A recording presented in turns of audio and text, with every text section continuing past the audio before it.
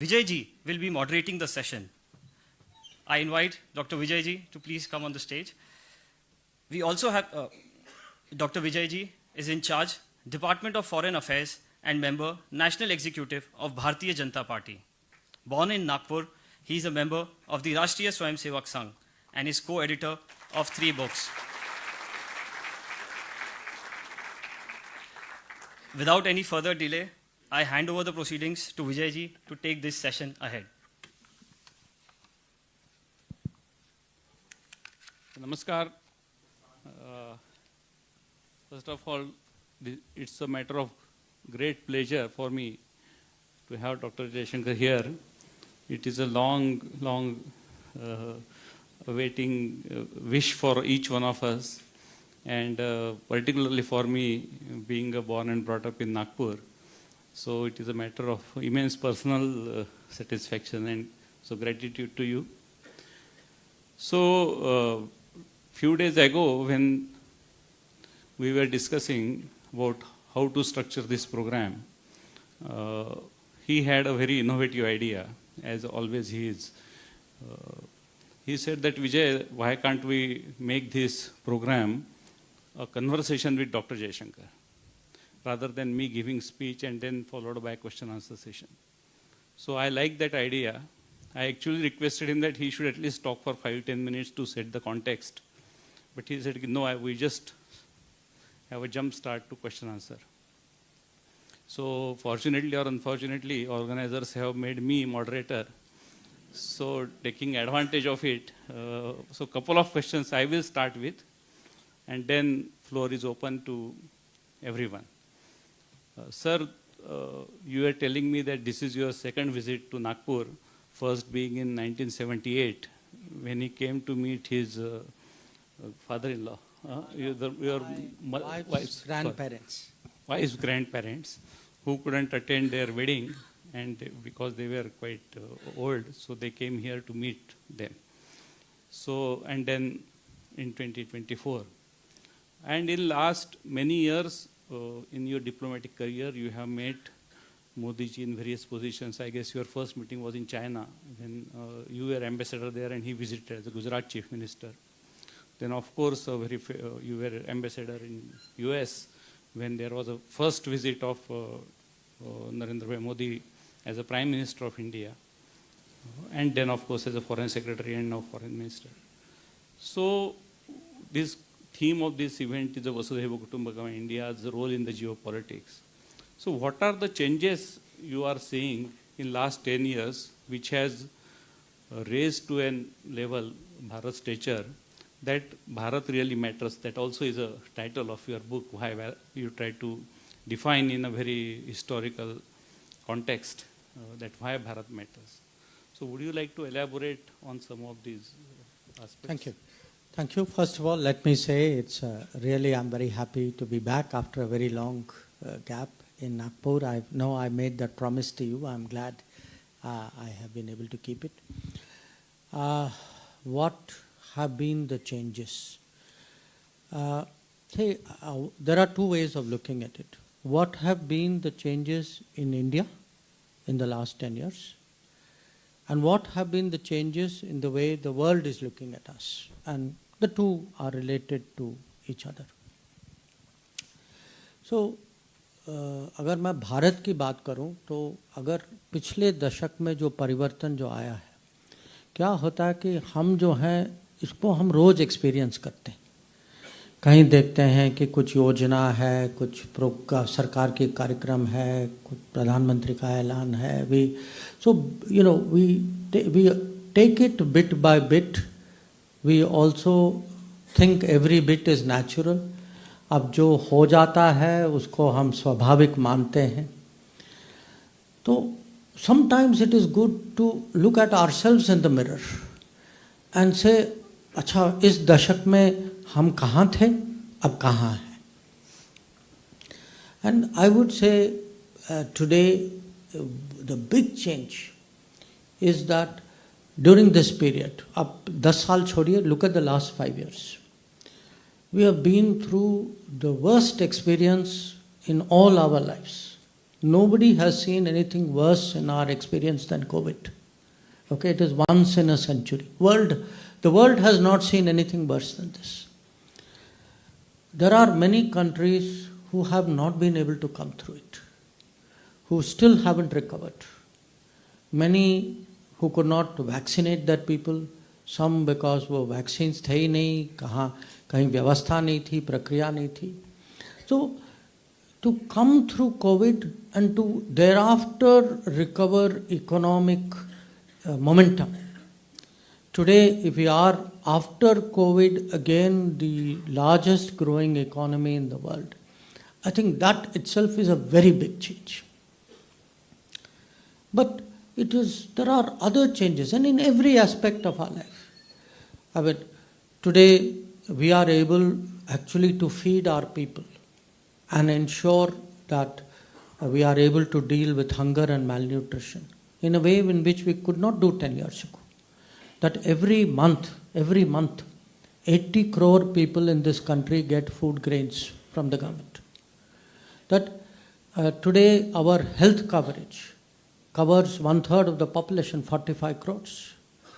That if you look today at the way the people have been given the support for doing things on their own to run their small businesses.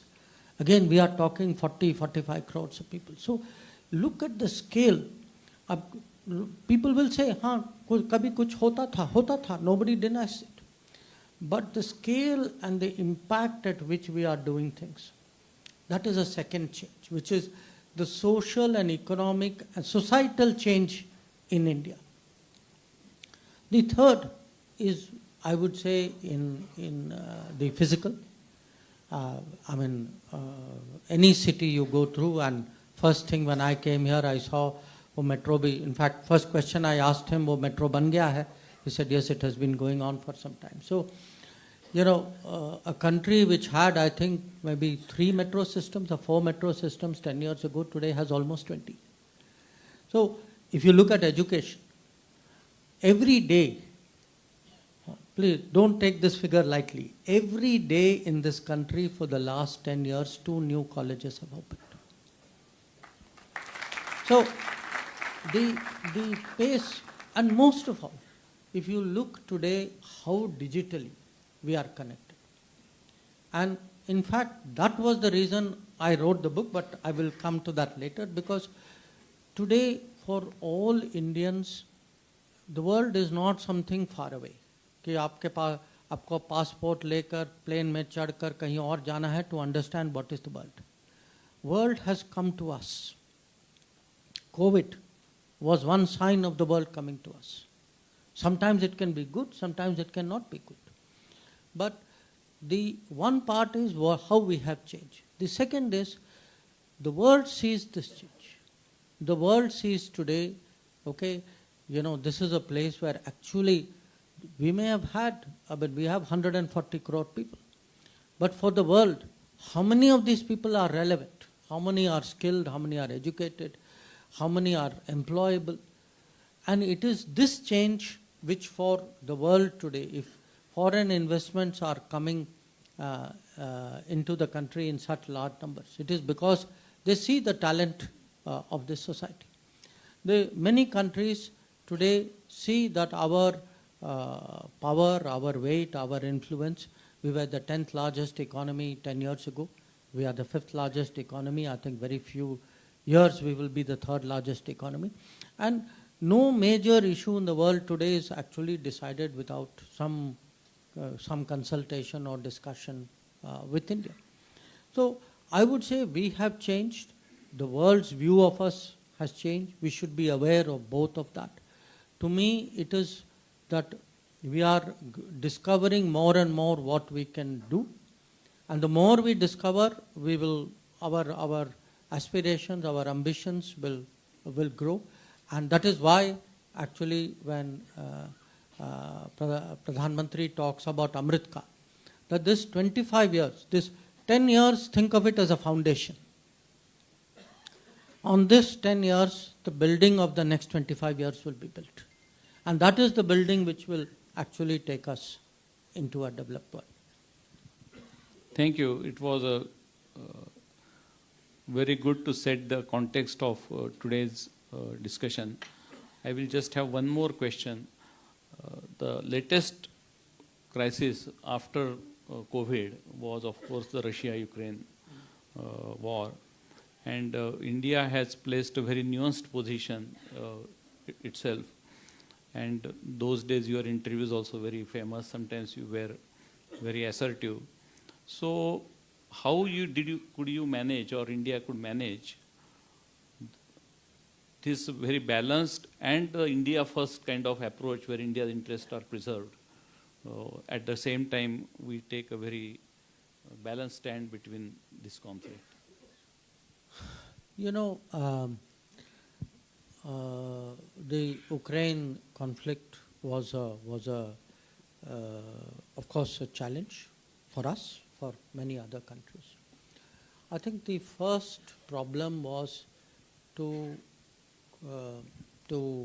convince, or at least not convince, at least put before the Western countries that their experiences and their assessment of Russia is not the same as ours. That for us, our experiences with Russia in the last 70, 80 years have been positive. Theirs may or may not be. So for them to say straight away, you know, Russia is this, Russia is that, and therefore all of us should agree. You know, we will agree on the basis of our experiences and our assessment. I think that itself was not so easy to do. It wasn't so easy to do because the Western world for years feel, today they will say, Vijayji, you are a good person, we are all supposed to agree. Tomorrow they will change their mind, we are all supposed to agree again. So the fact is, how do you make your own judgment, you know? And so this is first I would say like a theory or the intellectual part of it. The second was a very practical issue. कि उनके यहाँ से दबाव था कि हम रूस से तेल ना खरीदें. Now, अगर आप देख रहे हैं कि what is happening in the world, because they were not buying now from Russia, these countries were now buying from same supplier we are buying from. So, you know, this is not rocket science कि अगर उसी supplier के पास 5 customer के बजाय 10 हों, you know now what the supplier will do. वो तो तुरंत अपना कीमत तो बढ़ाएगा. So for us, actually we had to manage oil prices.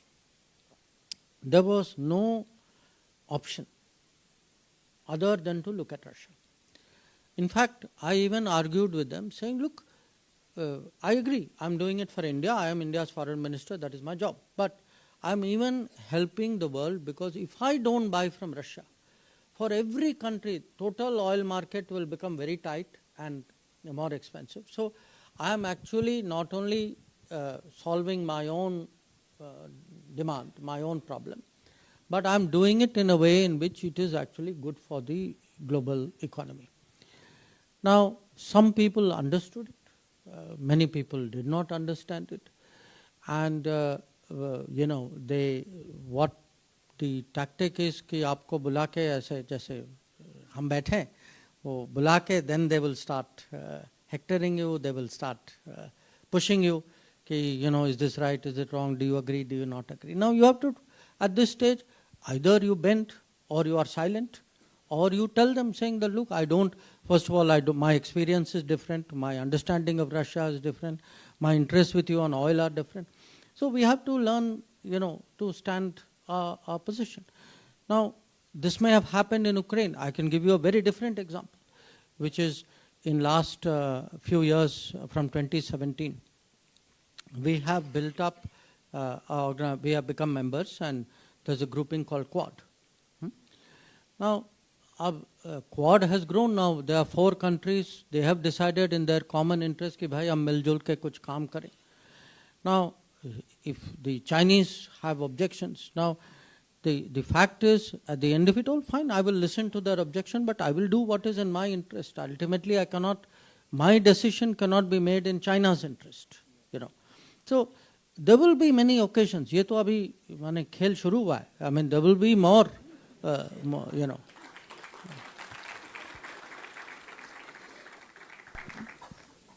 So thank you for giving some indications about the future games.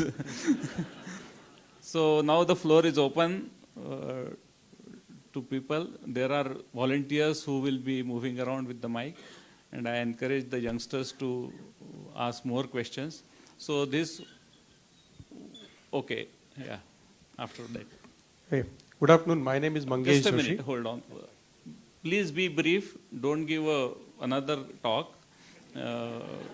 It should be just one-liner or two-liners of questions, so that the only idea is that everyone who wants to ask anything should get opportunity. Yeah, good afternoon. My name is Mangesh Joshi. I'm into turnkey interior contracting. My question is, India is part of Quad.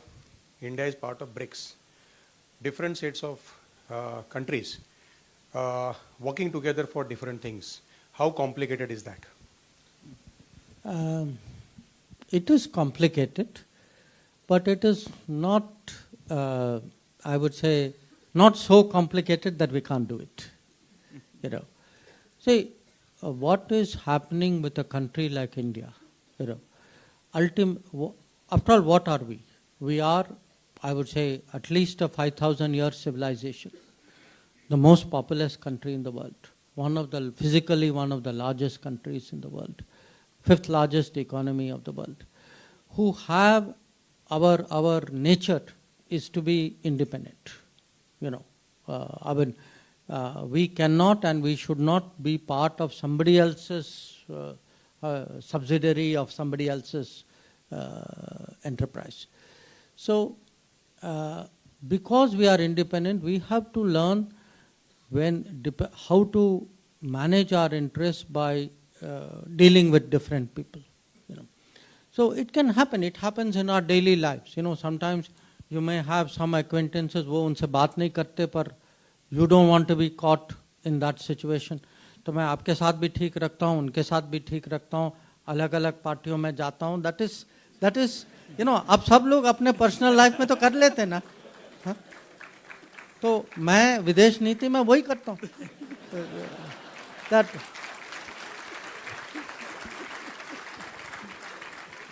Yes, this person in the black T-shirt. Black. Good afternoon, sir. I'm Joy Agrawal. I'm a 17-year-old high school student, a Rise Global winner, a Diana Awardee, and a TEDx speaker. My question to you is, how does AI affect geopolitics? And second part, India owns 1% of global website domains. How do we ensure that the Bharat narratives still goes on to AI systems while still owning 1%? Thank you. You know, see, we are entering today a very different world. If anybody can make some educated guess कि okay अगले 5 साल 10 साल में क्या बड़े changes होंगे, no question people would say AI will be one of the most powerful changes in the very near term. How it will impact, you know, different. I mean, anybody does anything as a profession, AI will have some impact on your life. I mean, that is how sweeping it. You know, we think today digital. You know, whose life has not been impacted by digital? Okay, even if you are not a user of digital, even then your life has been impacted because you are somewhere a beneficiary or a. So AI will be like a, you know, to power n. I mean, it will have much more profound impact. Where it would go, where it would take us, we don't know. But what is the decision which is today important for us as a country? What is the basis of AI? Data. Okay. Therefore, if AI is going to be the most powerful thing in our times, data as the resource which is going to be the basis on which AI develops has a value which is extraordinary. So it is important for us today to I would say nurture and manage our data and get the benefit of data, because what is happening in the world is you already have countries and companies who have monetized data, your data, and often will sort of make your choices or sell you products which are derived from data which you are very happily and willingly and sometimes unknowingly given them. So one of the big challenges, I've mentioned it in my new book also, which is how do we today actually become more data conscious? And data has, data privacy because you can have companies who may use your data for business purpose. You may have countries who may use your data. Countries who may do things vis-a-vis our national interest, who will do so enabled by data which we have very unthinkingly provided them access to. And then the fact that we use data so much in our own daily lives. So today data privacy, data security have to be harmonized with the movement flow of data, because it is nobody's contention कि सब data जेब में ही रखें, because we have to build up our businesses also. So how do you harmonize developing business, protecting personal data, protecting the security of data of Indians as a whole? This is today one of the big issues, and I feel if you look at it internationally, there will be some countries with which we will have easier ways of working, because there will be in legal or contractual or political terms more meeting ground. There will be others with whom we will have more problems. And one of the points which I would say in the last few years, we ourselves today have imposed some restrictions on games and apps, very much with the data security in mind. Thank you. We'll take someone from this side. Okay, maybe, yeah. Can you give the mic here? The original black t-shirt has got left behind.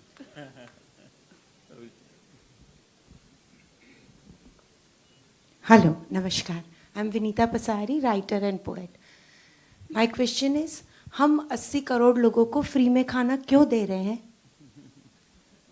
नहीं, अच्छा सवाल है और मैं आपको उस उत्तर भी देता हूँ, क्योंकि ये 80 करोड़ लोग ऐसे हैं जिनकी आर्थिक समस्या, जिनकी रोजगारी की स्थिति ऐसी है कि वो अपने आप जो उनके न्यूट्रिशन लेवल के लिए जो अनाज, जो खाना जो मिलना चाहिए, वो उनके लिए असंभव है.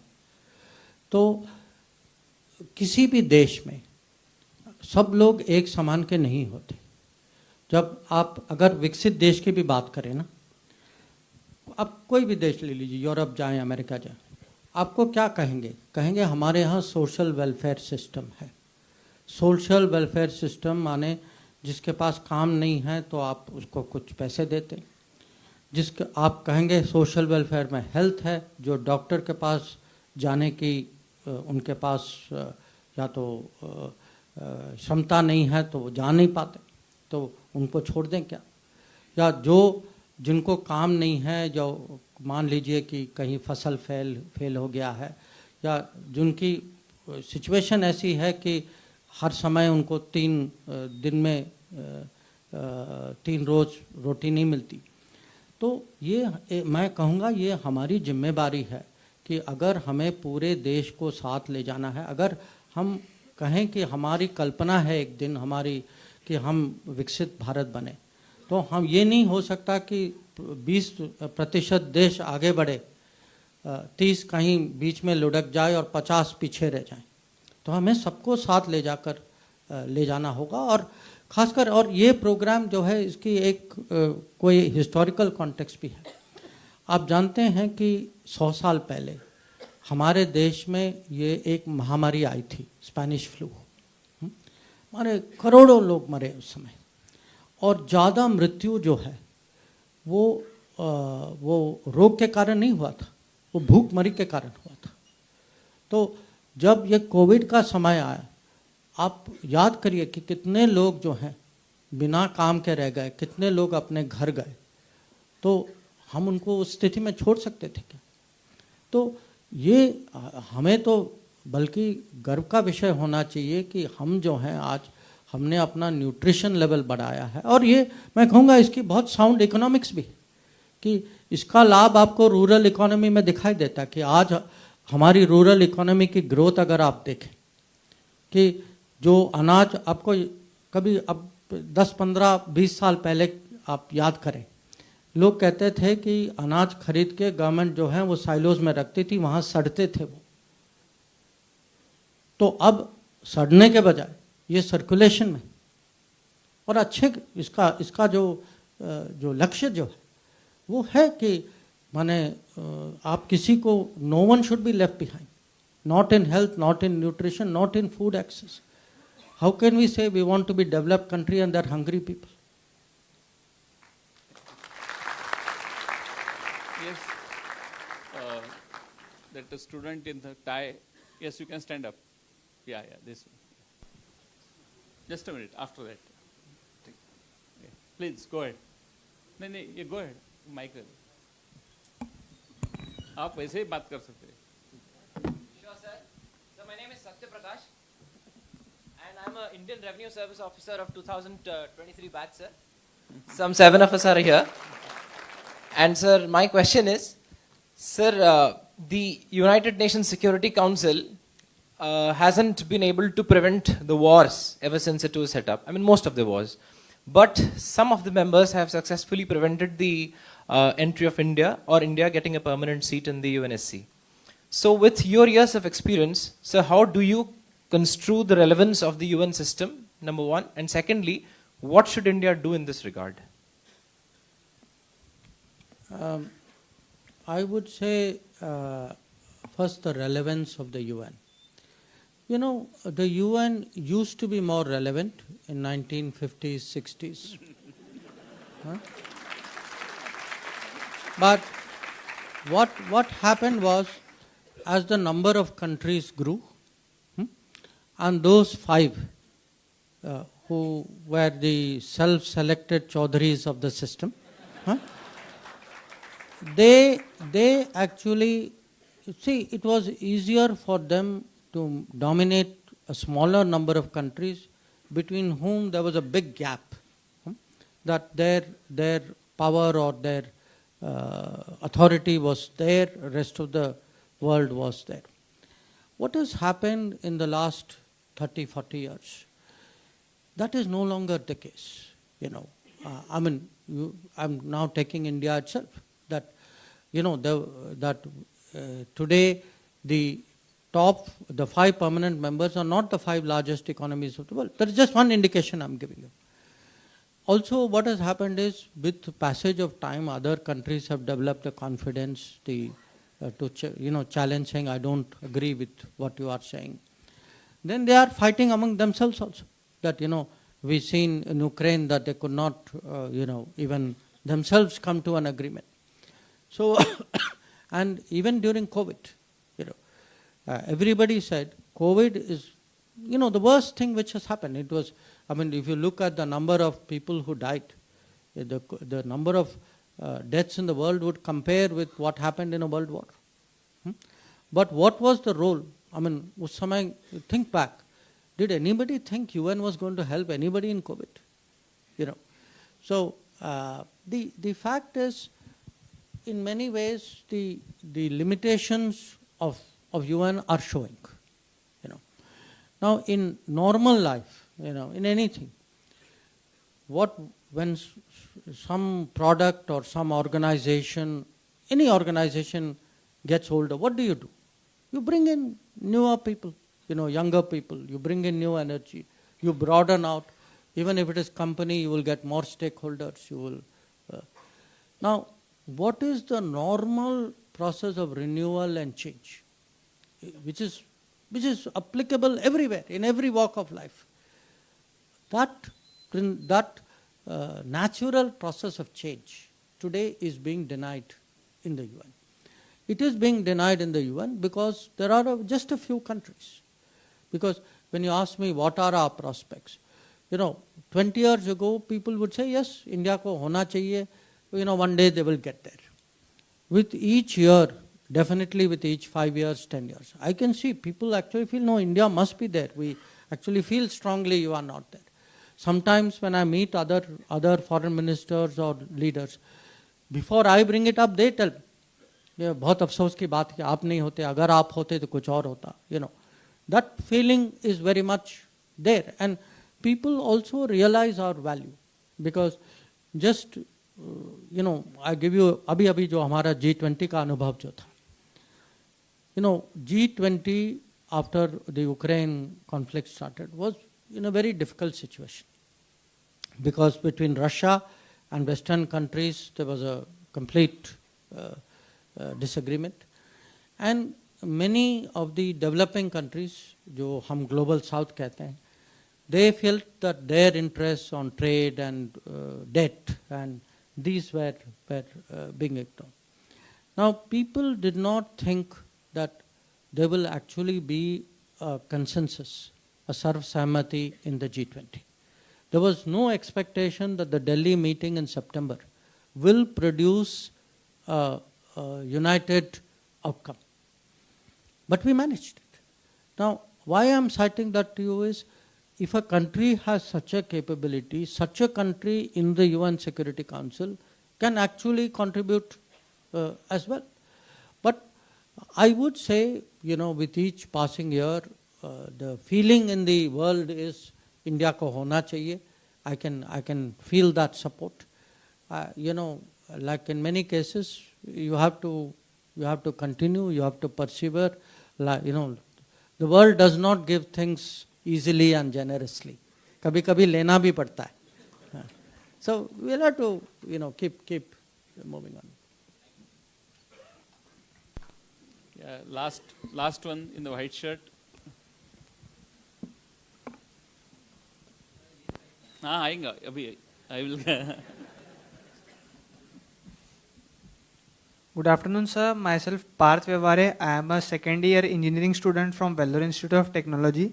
Sir, India was criticized for buying Russian oil during the Ukraine-Russia war. But on the other hand, major European and Western countries were dependent on Russian gas for their power. Sir, so my question here is it due to the past stance of India that India always gets criticized for putting up its interest first? So, let me ask you a reverse question. Which country does not put its interest first? So, of course, each country puts its interest first. Okay. तो हमारा इसमें दोष क्या है? So, look, हम जो हैं, we are actually hesitant. Somewhere, we feel it is, diplomatic or good manners, or we must get along with people. So somewhere we tend to hesitate from saying, what we should be saying. Since you raised this India First, this book which I have just brought out, I started looking, where has this term, who all have used this term? I found a very interesting person. And I will even read out to you that particular quotation. That a person who says that, we keep fighting for the rights of China. This is not an exact quotation. India was fighting China's battle for permanent membership of the UN Security Council. This championing by India has created problems with the United States and has jeopardized our own relationship with the United States. So this person asks the Prime Minister of that day, saying, why are we putting some other country's interests ahead of ours? It will interest you to know, the person to whom question was asked, you will all guess, was Pandit Nehru. But it will interest you to know the person who was asking the question was Dr. B.R. Ambedkar. That he is actually very, very troubled.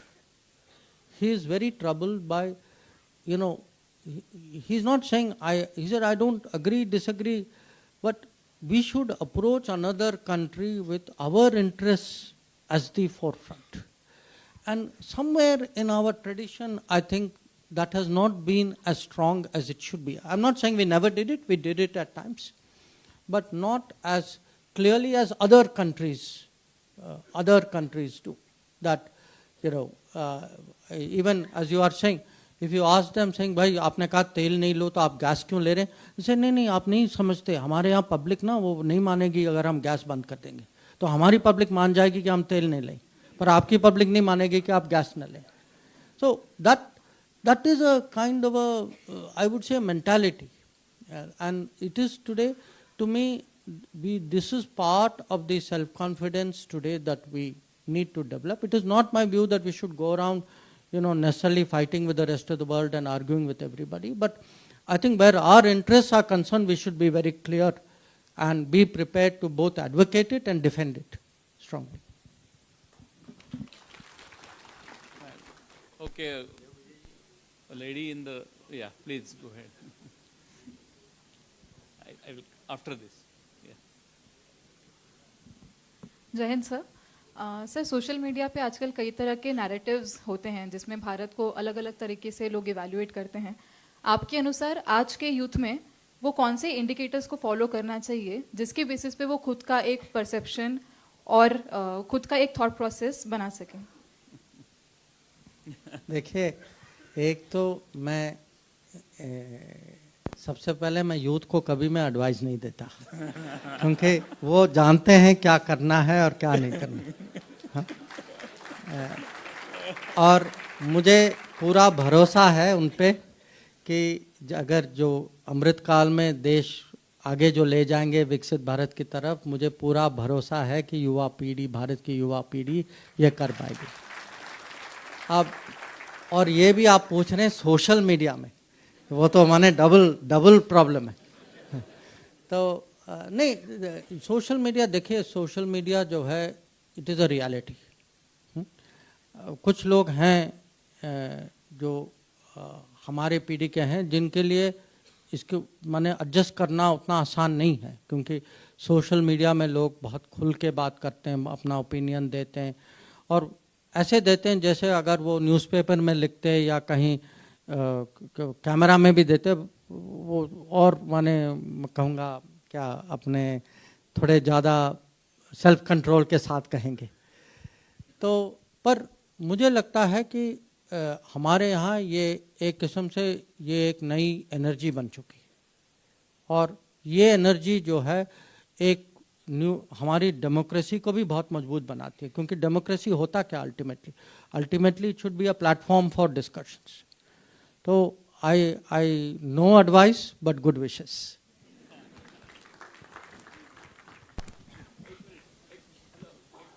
Sir, my name is Bhargav Mahesh Deshpande. I am ninth.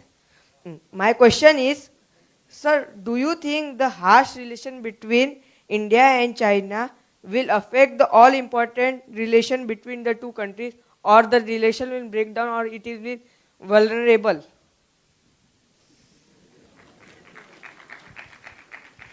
Thank you. पिछले सालों में India China के बीच में things have not been good and not been easy. And इसका मुख्य कारण ये है कि हमारे बीच में कुछ एग्रीमेंट्स थी, सालों से थी, और ये लिखित माने ये कोई ऐसा कोई समझौता जो था माने कोई इनफॉर्मल नहीं था, बहुत स्पष्ट था. और ये था कि हमें अगर अपने बॉर्डर में पीस और ट्रैंक्विल, एक तो जब तक पड़ोसी हो आपस में, जब तक सीमा में पीस और ट्रैंक्विलिटी ना हो, तो जो रिश्ते जो हैं आगे बढ़ने की संभावना नहीं है. तो ये उनको भी पता था, हमें भी पता था, इसीलिए. और अगर आप देखें जब से हमारी रिश्ते जो हैं नॉर्मलाइज हुए हैं, 62 में युद्ध हुआ था, उसके बाद 14 साल लगे हमें एक एम्बेसडर वापस भेजने में, उसके बाद 26 साल लगे 62 के बाद, पहला प्रधानमंत्री गया, राजीव गांधी जी गए, चीन गए और 93 में और 96 में 2 अग्रीमेंट्स हुई थी, उसके बाद भी हुई थी 2005, 6, 12, 13। और इसका जो निचोड़ ये था कि दोनों साइड जो हैं वो जो लाइन जो बनी है, क्योंकि हमारी सीमा जो है वो म्यूचुअली अग्रीड नहीं है, कि दोनों साइड जो हैं वो फौज कोई संख्या में फौज नहीं लाएंगे वहाँ, और अगर कोई मूवमेंट भी होगी इस संख्या से ज़्यादा वो दूसरे साइड को बताएंगे और तभी मिलिट्री मूवमेंट होगी। अब 2020 में इन्होंने चीनियों ने इसका उल्लंघन किया और एग्रीमेंट होने के बावजूद वो बड़ी संख्या में वो लाइन ऑफ एक्चुअल कंट्रोल पे वो अपनी मिलिट्री फोर्सेस लाए। और उसके बाद आप जानते हैं कि वो गलवान में वो घटना हुई और अभी भी हमारी भी फौज वहाँ, और ये मोदी जी ने कोविड के समय में, जब आप जानते हैं पूरा लॉकडाउन चल रहा था उस समय देश में, तो लॉकडाउन के स्थिति में तब भी हमने मिलिट्री मूवमेंट की, बहुत माने बड़ी संख्या में मिलिट्री मूवमेंट की, और तब से हमारी फोर्सेस भी हैं वहाँ, उनकी फोर्सेस भी हैं, आमने सामने हैं वहाँ।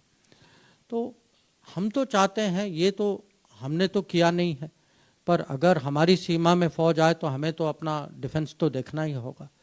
तो हमारी जो अप्रोच है उनको, और ये मैंने खुद मेरे जो काउंटर पार्ट हैं उनको समझाया है कि जब तक आप बॉर्डर में इसका कुछ सोल्यूशन नहीं निकालेंगे, और अगर ये आमने सामने फोर्सेस ऐसे ही रहेंगे और उस तनाव रहेगा, तो आपको ये अपेक्षा नहीं रखनी चाहिए कि बाकी रिश्ते जो हैं वो माने नॉर्मल तरीके से चलेंगे, वो असंभव है। तो ये नहीं है कि आप यहाँ झगड़ा करो और वहाँ बिजनेस करो, ये माने इसको आप ऐसा लाइन नहीं कर सकते। तो आगे देखना होगा, अब डिप्लोमेसी जारी है, तो कभी कभी जो ऐसे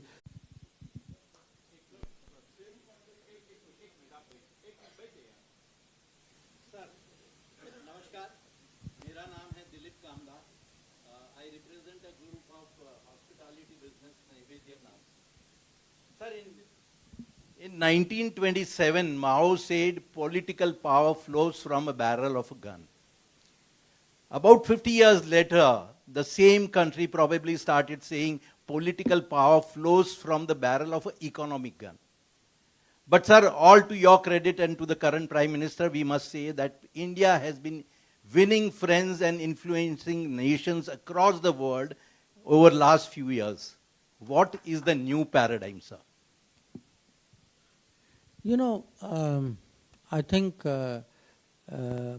power flows from many barrels, and not, economic barrel, I agree with you, especially because I think we have not given it the kind of attention that we should.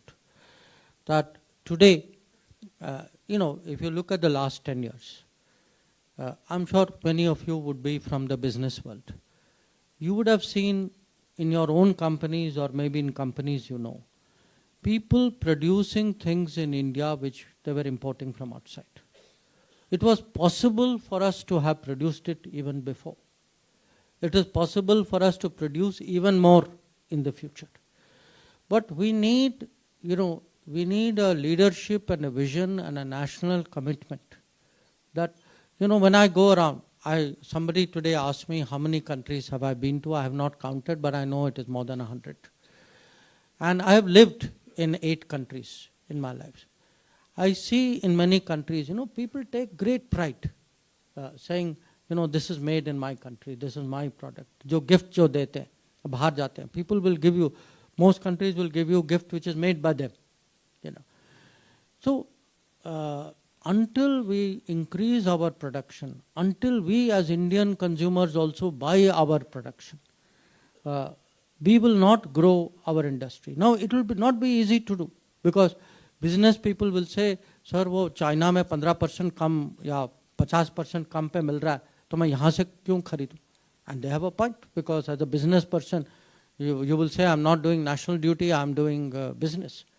But even for business, I would say in the long term, you have to think, how long are we going to depend on other countries and their cheap machinery? Because one thing we saw in COVID, जब you remember मैं जनवरी 2020 की बात कर रहा हूँ. We were looking at that period before the lockdown. Huh? That time there were 5 or 6 ministers. I was one of them. Prime Minister told us, you are the group dealing with COVID. हमारे health minister थे Dr. Harshvardhan. So under him, so myself, Hardeep Puri ji, Mansukh Mandviya ji, there were 2 others. Now, when we actually examined what was our capability of dealing with COVID, उस समय ना mask बन रहे थे, ना PPE बन रहे थे, ना वेंटिलेटर बन रहे थे, ना दवाई बन रही थी. I mean, we were looking actually at a state of manufacturing in India which was truly frightening. And we asked people saying, अच्छा कहाँ से लाएं? They said, oh, there is one source, आप जाइए वहाँ. अब पूरी दुनिया वहाँ गई. And those people raised price double, triple. There were things they raised price 10 times. They would cancel contracts because the new rate they were getting was much better than the damage of the cancellation of the contract. So, and we are not the only people who experience this. Many other countries in the world have experienced. So we have to understand today, after COVID, Sasta Mal will not be the basis of economics anymore, of international economics. Many people would say, I would rather make, maybe pay more, maybe have more expensive, but at least it is mine, I control it, it is made in my country. And I feel as a big country, it is not just COVID, even as a strategy, that, you know, if we admire today, say, Japan or a Korea, saying, देखो वो कहाँ थे, कहाँ पहुँच गए, they make so many things. You don't become world leader immediately in some area. You have to grow step by step. But to do that, we have to somewhere build up our economic strength. Without economic strength, because I hear this argument sometimes saying, you know, we are not capable of manufacturing. Okay, if we cannot manufacture, I can tell you we will never be technology leaders in anything. Because you cannot have, you cannot say I will be good in technology, but I'll have no manufacturing. So, and if you are not good in technology, that means in the race of the next 100 years, you are giving up. You know. And same, the other part, I would say another barrel is a very important barrel, cultural barrel. That countries also make just, you know, like you came and said, you know, my brand is this. Countries also have a branding. And countries' branding is their culture. That we, you know, if you see, we often very readily accept what is a cultural practice of some other country. There's nothing wrong with it. I'm not against other cultures. But I would say we should also practice and propagate our own culture. So today, I see the results. You know, first time when Prime Minister Modi proposed कि हम UN में जाएं and we move this International Day of Yoga. I don't know how many people took it very seriously. I mean, even I would say honestly, even I was only half convinced इसका क्या परिणाम होगा, कितना impact होगा. Today, when I see how much in 10 years, how mainstream it has become across the world. There are many, even our wellness practices, that if there are many things we will take, we will do it at home. Somewhere to other people, it looks very strange because we have never made an effort to explain to them what is, may not even be Ayurveda, it may even be daily practices that we follow. So in fact, somebody today asked me even about festival, saying, पूरी दुनिया जो है Christmas मनाती. Nothing wrong with it. But we should make an effort. पूरी दुनिया दिवाली भी मनाए.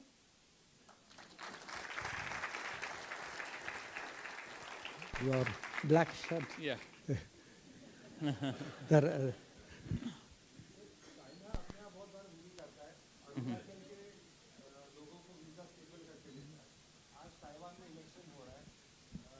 तिब्बत का गवर्नमेंट हमारे यहाँ we have the Tibet government in exile and finally China is the अगर इंडिया को geopolitics में राइज करना है that is the gorilla in the room.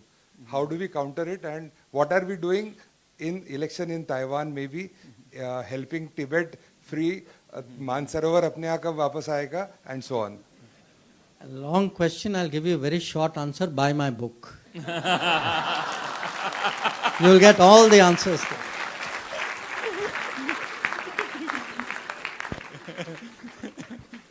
Yes, please. Thank you so much, sir. This is Samir Deshkar, and I'm professor in Vishweshwaraya National Institute of Technology. One of the major sector through which the relationship between the countries get reflected is education. We have many young minds migrating to countries. In fact, that's the first reason we migrate and then settle and on the job. So in the changing times, how do you see the academic diplomacy working? Which are the new directions that are taking shapes, and how the Indian institutions should prepare to align themselves with this changing academic diplomacy? I think it's a very good question because, at any given time, there are right now about, I would say, 12 to 13 lakh Indian students studying abroad. Okay. I'm not,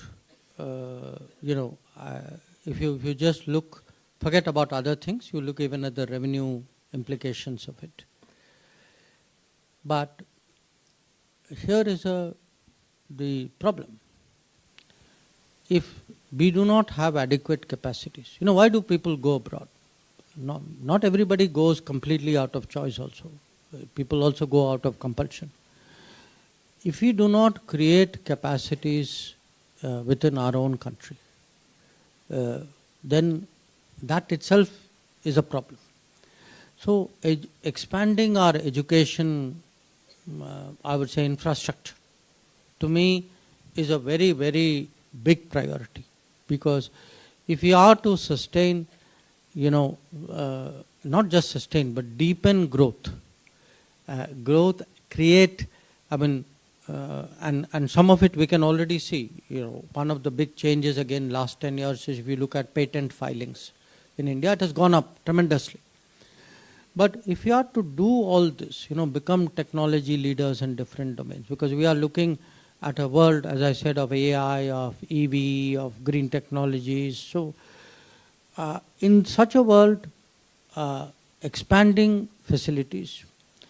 Number two, more collaboration, because there is a disconnect between our academic world and the world.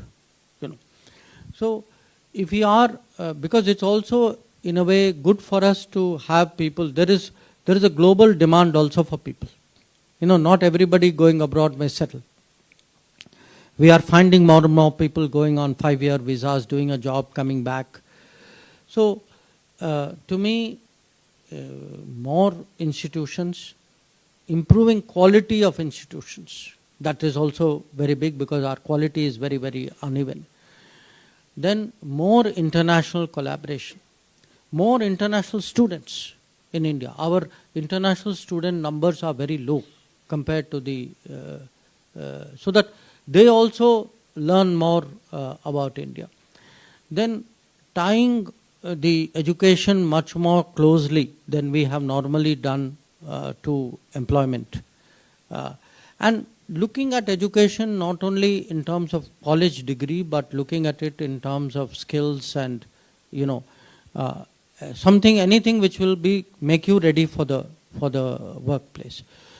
I think some progress has been made with the new education policy, but the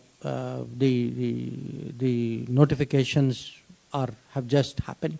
We'll have to see in the next few years how this unfolds. But I would say, given how much more technology-centric world will be, technology-centric actually means people-centric, because you are interestingly transferring a lot of your knowledge onto something inanimate. And to me, that means much more focus on high-skilled human resources. I think that is really where I feel the future of our country's leadership lies. Also in that context, you may like to add that now IITs are opening campuses. Yes. We've had two IITs so far go abroad. But I see a lot of private universities also do the same. So,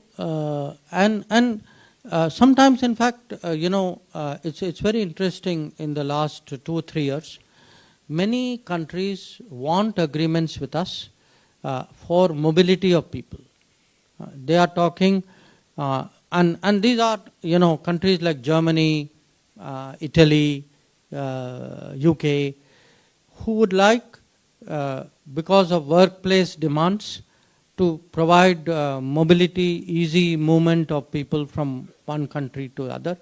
I think because, given our demographics, given our skills, I think this is also an opportunity. And of course, frankly, as Indian businesses grow, as India's growth rate enhances, as prosperity, is not limited to big cities, I think that also will create a demand in India itself. Because, see, the honest thing, the fact is, a lot of people, if they get opportunity at home, why will you take the trouble to go into a foreign environment?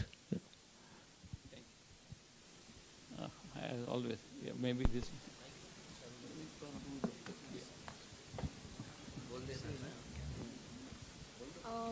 Hello, I am Aditi Godbole and I am currently pursuing BTech. So my question was, as we all know that we are the 5th largest economy and globally emerging leaders, but despite of all of this, most number of Indian passports were surrendered last year as compared to the previous years. So why do you think that we as a country face this problem of brain drain, or why do you think people still suffer from the colonial mindset? So, it's a very difficult question to answer in very broad terms, because I told you we have today about 1.2, 1.3 million students who study abroad. Some of them come back to India, some of them don't come back to India. There are people who go as professionals, spend some time. Now, many of them make their judgments. Often, there are countries where if you keep a foreign passport, your work opportunities are less, or maybe your income tax is more. So it is a personal choice which people make. Also, the fact that many more Indians today are working abroad. In the foreign ministry, we issue passports. So I know every year how many passports have been issued.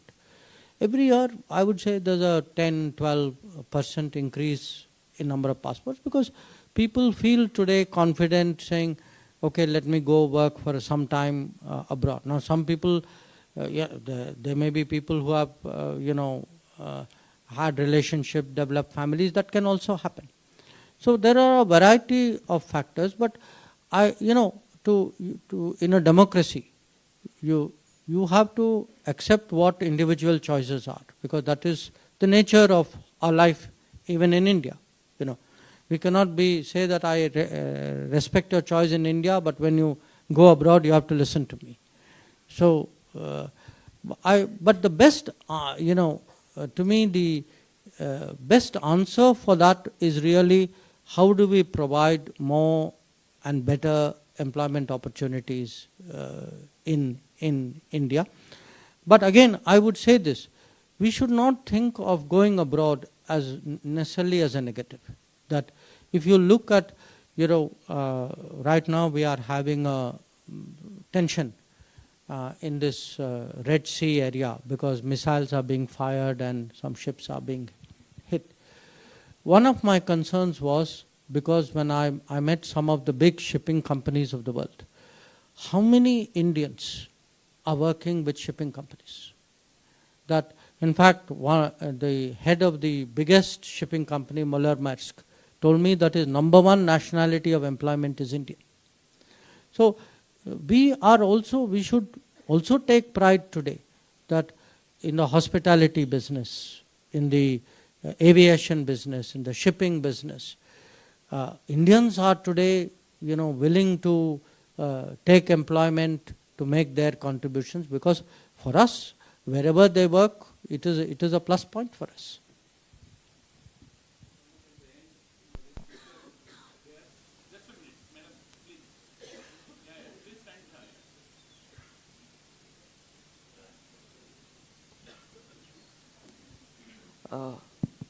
Hello, good afternoon, sir. I am Rajesh Salpekar. I am a final year law student at the National Law University of Nagpur. Now, recently, sir, we have seen that there is some rift with Maldives, and the Out India campaign was the undertone lying underneath. So my question is, how does India always ensure that its interests are further, irrespective of the global change in governments? That is what we are trying to do as part of what we call neighborhood first policy. But that said, politics is politics. So I cannot, guarantee that in every country, in every day, everybody will support us or agree with us. But seriously, as a solution, what we are trying to do, and I would say in last 10 years with lot of success, is to build, I would say, a very, very strong connect, so that though the politics may go up and down, the people of that country, the society generally has good feelings towards India and understands the importance of having good relations with India. So how do you do this? What it means in practical ways is that, let us say, we are involved today in building roads, electricity transmission, in supplying fuel, in providing trade access, in making investments, in having people holiday in other countries. All these are parts of how you develop those relationships. So we have to, as I said, sometimes things go not in a good way, and then you have to, in my business, you have to reason with people and try to bring things back to where they should be.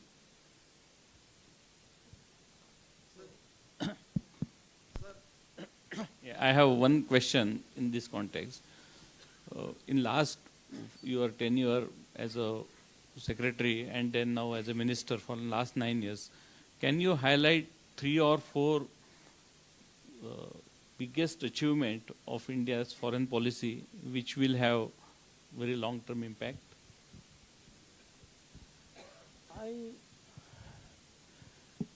I would say, I'm not saying it in any particular order, because some recent memory is there. I would say one, how much today our relationship has changed in the Gulf. And it was most visible when the UAE president came just now to Gujarat. That, we historically, for centuries had close relations, because monsoon would bring people up and down.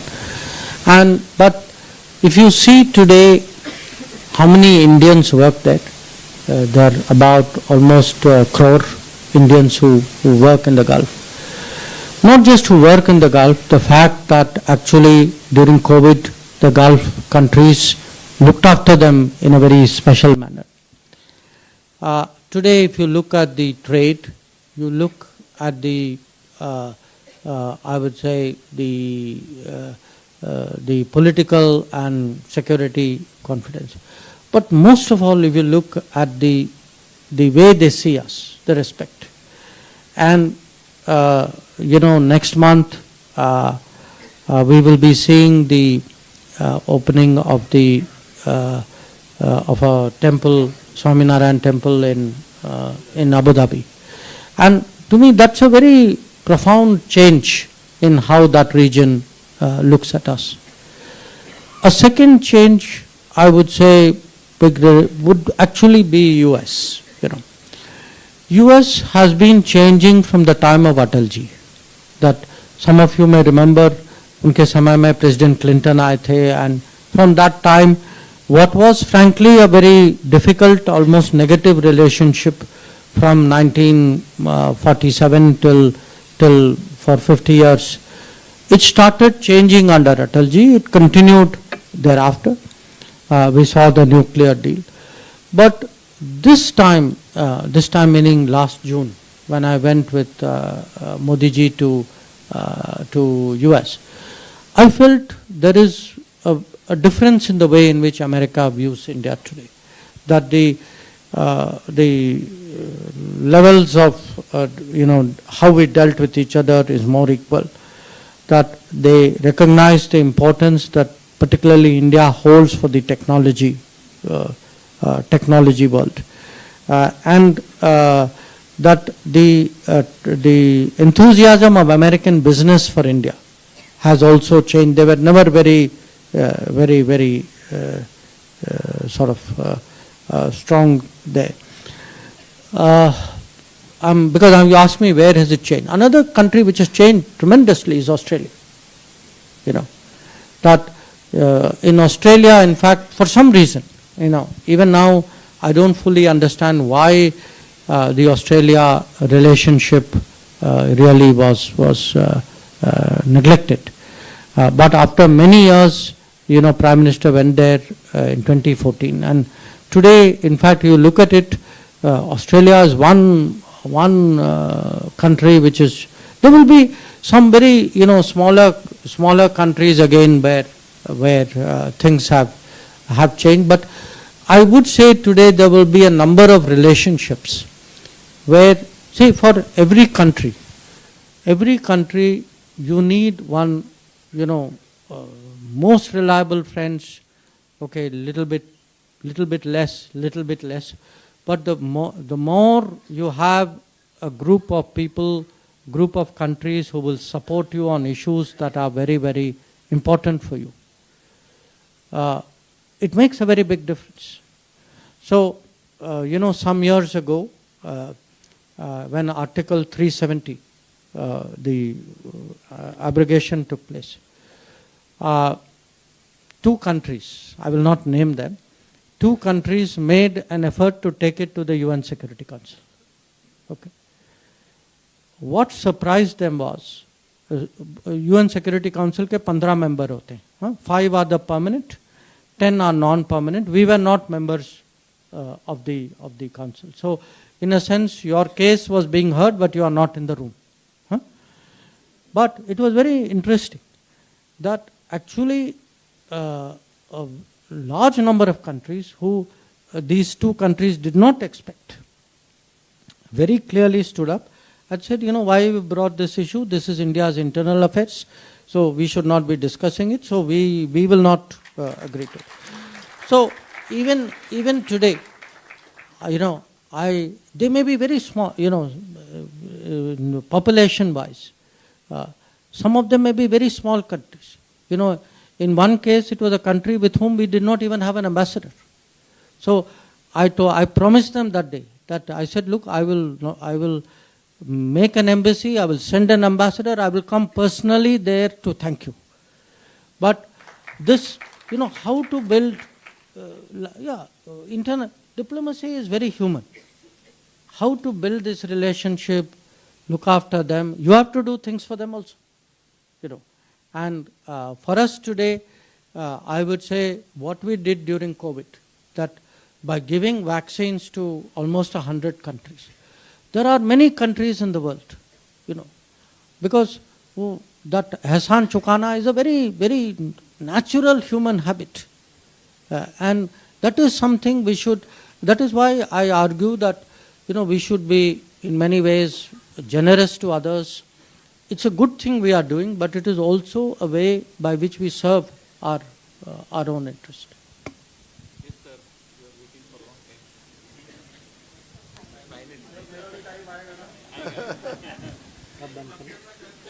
Sir, हमारी सनातनी व्यवस्था पुरुषार्थ की है, और उस व्यवस्था के अंतर्गत यदि हम मुफ्तखोरी को और फ्री बांटने वाली व्यवस्था को यदि बढ़ावा मिलता है, जो पिछले 20 साल में बहुत ज़्यादा मिला है, तो जो पुरुषार्थ करने वाले लोग हैं उसकी निराशा को आप लोग कैसे डील करेंगे? नहीं, देखिए ऐसा है, मैं जो आपकी बात है मैं बिल्कुल समझता हूँ, पर मैं आपको ये भी कहूँगा कि जो हम, अगर आप पूरे देश को आप परिवार की तरह देखें, हम सब चाहते हैं कि परिवार में कोई पीछे न छूट जाए। सबकी कहीं ना कहीं ये नहीं है कि कोई आलसी था या निकम्मा था, कुछ लोगों को अपॉर्चुनिटी मिलती नहीं। तो जो ये समावेशी जो अप्रोच जो है कि, क्योंकि मैंने ये देखा है, देखिए मुझे पॉलिटिक्स में उतना समय नहीं हुआ है, पर तब भी जब मैं जाता हूँ और ख़ासकर मुझे एक ज़िला की जिम्मेदारी दी है वहाँ गुजरात में, मेरा अनुभव है कि आप थोड़ा लोगों को हेल्प करें, वो खुद उनको उस हेल्प से कितना वो आगे उनकी सामर्थ्य निकलती दिखाई देती।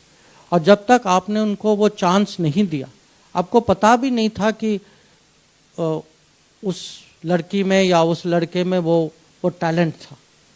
तो मैं कहूँगा कि एक अंग्रेजी में कहते हैं ना कि इक्वल अपॉर्चुनिटी, हमें अपॉर्चुनिटी का भी देखना चाहिए कि आप इसको समझिए कि जितना अब ये मुद्रा लोन जो है, अब और एक और भी लोन प्रोग्राम है स्वानिधि, ये अनसिक्योर्ड लोन्स, पर इसकी रीपेमेंट रेट से आप हैरान होंगे कि ये नहीं कि लोग पैसा लेके भाग जाते, इसकी रीपेमेंट रेट माने 85%, 90% अनसिक्योर्ड लोन पे।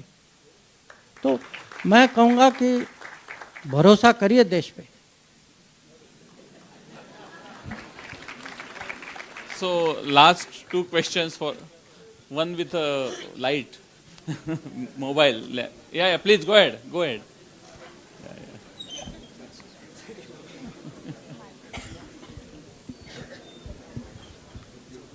वो आ रहे हैं।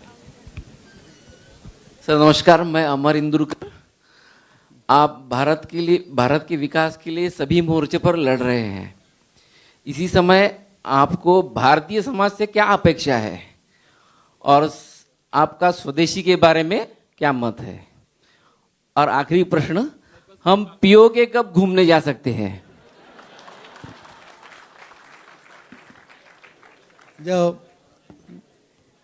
जो देखिए, स्वदेशी के बारे में मैंने पहले भी कुछ बातें रखी थी कि मुझे लगता है कि जो आत्मनिर्भर भारत है या मेक इन इंडिया है, वोकल फॉर लोकल है, या ये विश्वकर्मा प्रोग्राम जो है, कि अगर हम लोग जो हैं अपनी परंपरा, अपने इतिहास, अपनी संस्कृति को नहीं पहचानेंगे तो हम कैसे मान के चलें कि दुनिया पहचानेगी?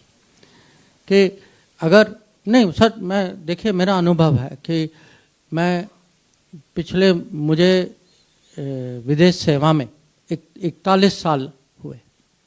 मैं जब भी जाता था कोई मुझे कोई डॉल दे देते थे कि ये देखिए हमारे यहाँ ये it's a very very high and doll, वो सालों से बन रहा है, या कोई बॉक्स होता था या कोई प्लेट होता था या कोई कुछ कपड़ा होता, कोई फैब्रिक होती थी।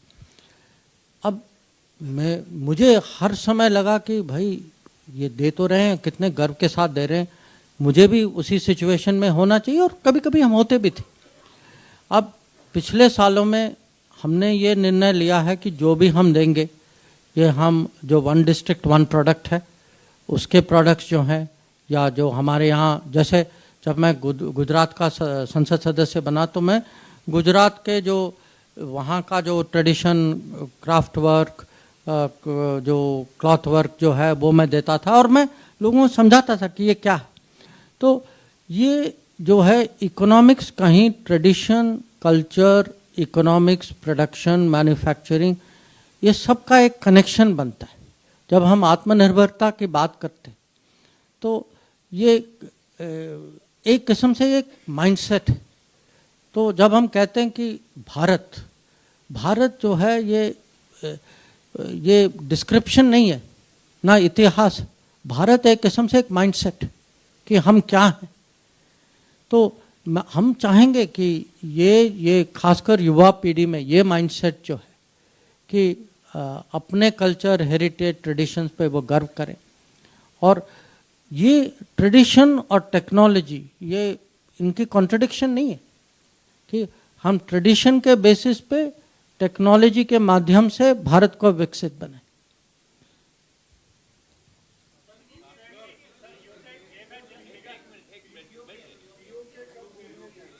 Next question. Okay, one last question from her. You said एक मिनट बैठिए. Hello, sir. Sir बैठ जाइए. आप बैठ जाइए. Please बैठ जाइए.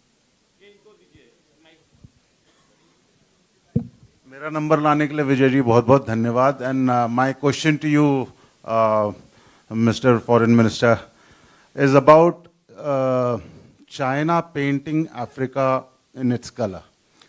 All the African countries that we see are painted in Chinese color today. Most of them, I mean, their presence there can't be denied.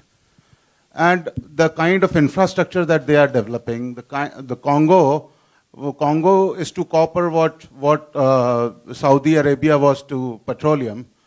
Entire copper is going there. Sir, how do we counter that? Do we have any checks in future to do? Thank you. We first counter it by not accepting what you stated, which was that, somebody has come and taken over a whole continent. And I'll tell you why. I'll give you 2-3 examples. We just had, 2 days ago, President of Mozambique. Okay. We have today the largest energy investment in Mozambique is from India. The biggest mine, not all, but very large part of the mining investments are from there. The Mozambique military, Navy, uses Indian boats for its key security duties. In fact, if you go to Maputo, you will see these Mahindra trucks. All the soldiers are on Mahindra trucks. I will give you another example. A few months ago, we had President of Tanzania. Okay. हमारे यहाँ जल जीवन mission है, आप लोग सब परिचय होंगे कि we do water connection to all the houses. Now, many of our companies have become so proficient. We have today, as part of credit loan which they have taken from us, there is a project connecting 28 cities of Tanzania, the water connection. So, when I was driving around in Tanzania for them, I was the minister who they associate with water coming to their homes. Okay.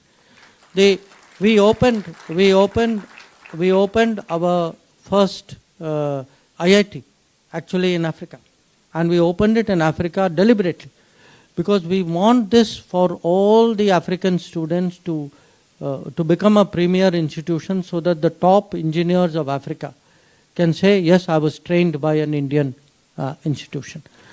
So it is not that, we have also in many ways tried to advance our interests. So it is not the same in all parts of Africa, because East Africa is closer to India. So if you look at South Africa, Mozambique, Kenya, Tanzania, Kenya, Ethiopia, in fact, if you go to many of these countries, in Ethiopia, almost everybody in Ethiopia will tell you I was taught by an Indian teacher, because there are so many Indian teachers who have gone in contracts over many, many years to Ethiopia. The issue for us comes back to this, because I'm taking now a bigger view of your question. See, world is competitive, life is competitive. If you are doing well, I can say, yaar, ye kar raha hai, he is dominating. I can keep grumbling. If I am serious, I have to be ready to contest. If you have to be ready to contest, you have to first get your home in order. You have to get the country moving, you have to get infrastructure, you have to get manufacturing, you have to get good governance. It is with that you have, today I would say after 10 years, we have a better ability to compete. We have things in India, other people look at us today. One African president actually asked me, because he was very interested about how these payments, direct payments hote na to people's banks. And then he himself said, look, we have the same system, and he used the same word, hamare yahan itni leakage hoti hai.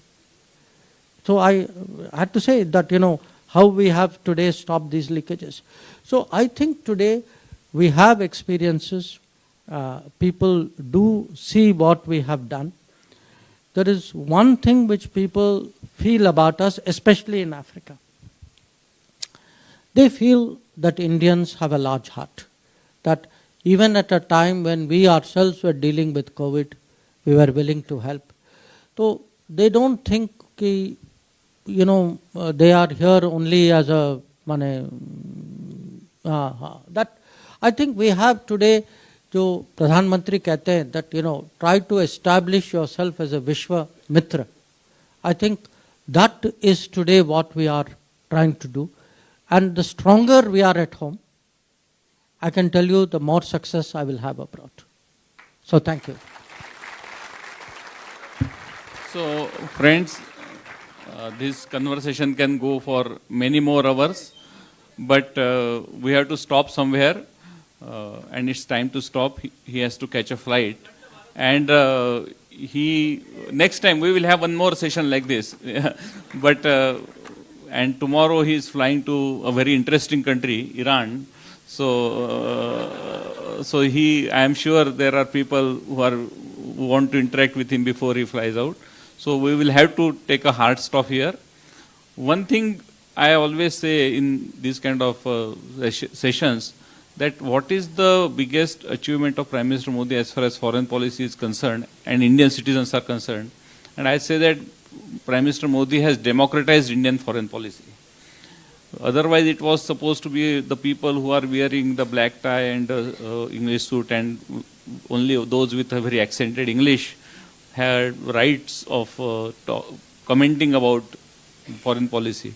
But now I have been very fortunate to engage with him at a various platforms in many other cities. And everywhere the amount of curiosity and amount of knowledge that people have about the foreign policy, and the questions that have come from all of you also shows that how much you have read about it or aware of it. The credit goes great to Prime Minister Modi and of course the proponent of that foreign policy, Dr. Jaishankar. So we are really very happy to be here around, and thank you, Dr. Jaishankar ji.